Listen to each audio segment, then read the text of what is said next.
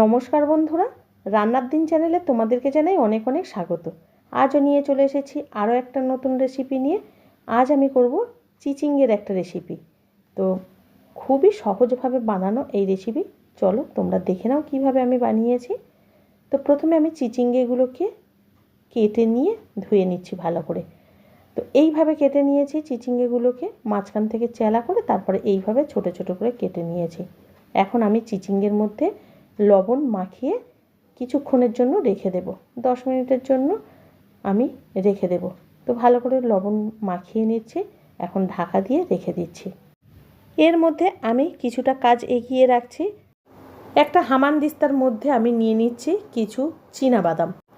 এবার চীনাবাদামগুলোকে আমি একটু পিষে নেব। তো একেবারে মিহি করব না, একটু আধ ভাঙা থাকবে, সেইভাবেই আমি গুঁড়ো করে নিচ্ছি। তো এই রকম রেখে দেব আধ ভাঙা। এইভাবে আমি করে নিলাম চীনাবাদামগুলোকে। আর কিছুটা নারকেলও কুড়িয়ে নিয়েছি। এখানে আমি হাফ কাপ নারকেল কোড়া আর হাফ কাপ চীনাবাদাম গুঁড়ো করে নিয়ে রাখলাম। এখন কড়াই বসিয়ে দিয়েছি। কড়াইতে আমি দিয়ে দিচ্ছি সর্ষের তেল। তো 1.5 টেবিল চামচ দিয়ে দিয়েছি সর্ষের তেল। তেল গরম হয়ে গেলে আমি দিয়ে দিলাম 2টো শুকনো লঙ্কা। এরপরে আমি দিয়ে দিচ্ছি কালো জিরে শুকনো লঙ্কা ফোড়নে দিয়ে একটু নাড়াচাড়া করতে করতে দিয়ে দেব পেঁয়াজ কুচিগুলোকে দিয়ে খুব ভালো করে নাড়াচাড়া করে ভেজে নিতে হবে। আমি এখানে মাঝারি সাইজের 2টো পেঁয়াজের কুচি দিয়ে ভাজা ভাজা করে নেব। হালকা লাল লাল যখন ভাজা হয়ে যাবে পেঁয়াজগুলো, তখন আমি এর মধ্যে দিয়ে দেব চিচিঙ্গেগুলো থেকে দেখো কত জল বেরিয়েছে। এই জলগুলো তো দেব না। এখন ভালো করে আমি জল থেকে চিপকে চিপকে দিয়ে দেব চিচিঙ্গেগুলোকে পেঁয়াজের ওপরে।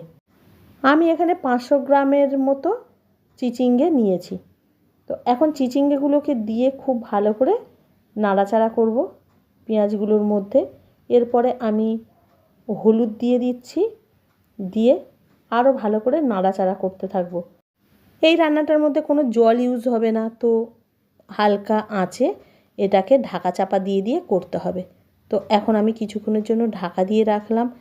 তো মিডিয়াম আঁচে আমি 5 মিনিট পর ঢাকনা খুলব। বারবার ঢাকা চাপা দিয়ে দিয়ে খুলে খুলে নাড়তে চাড়তে থাকবো। এইভাবে ভেজে নেব। চিচিঙ্গেগুলো সিদ্ধ যখন হয়ে যাবে বা ভাজা ভাজা এই রকম লাল লাল এখন কালার এসে গেছে বন্ধুরা, এই অবস্থায় আমি একটু লবণ অ্যাড করব স্বাদ মতো।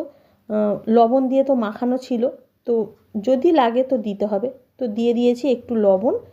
আর লবণ দিয়ে নাড়াচাড়া করতে করতে তারপরে পরেই দিয়ে দিলাম নারকেল কোড়ানো দেওয়ার পর কিছুক্ষণ আরও নাড়াচাড়া করতে হবে। কিছুক্ষণ ভেজে নেওয়ার পর আমি দিয়ে দেব আধ ভাঙা বাদামগুলোকে। তো আধ ভাঙা বাদামগুলোকে দিয়ে আরও কিছুক্ষণ নাড়াচাড়া করব। তো এখন তো প্রায় কমপ্লিট হয়ে গেছে বন্ধুরা। এখন আমি শেষে দিয়ে দেব একটু মিষ্টি, চিনি অ্যাড করব। তো চিনিটা দিলে খেতে সুন্দর লাগে। তো বন্ধুরা প্রায় কমপ্লিট হয়ে গেছে বন্ধুরা। শেষের দিকে আঁচটাকে একটু বাড়িয়ে দিয়ে বেশ খানিকক্ষণ নাড়াচাড়া করলেই কিন্তু কমপ্লিট হয়ে যাবে। তো হয়েও গেছে। অসাধারণ স্বাদের এই রেসিপি ভাত, রুটি, পরোটা বা লুচি যে কোনো কিছুর সঙ্গে খাও, অসাধারণ লাগবে। তো আজকের আমার এই রেসিপি তোমাদের কেমন লাগলো বন্ধুরা কমেন্ট করবে। ভালো লাগলে একটা লাইক করে দেবে। আর যারা চ্যানেলে নতুন আছো চ্যানেলটাকে সাবস্ক্রাইব করে পাশে থাকবে। তো দেখা হচ্ছে নেক্সট একটা রেসিপির সাথে। তোমরা সকলে খুব ভালো থাকো, সুস্থ থাকো। টাটা বন্ধুরা।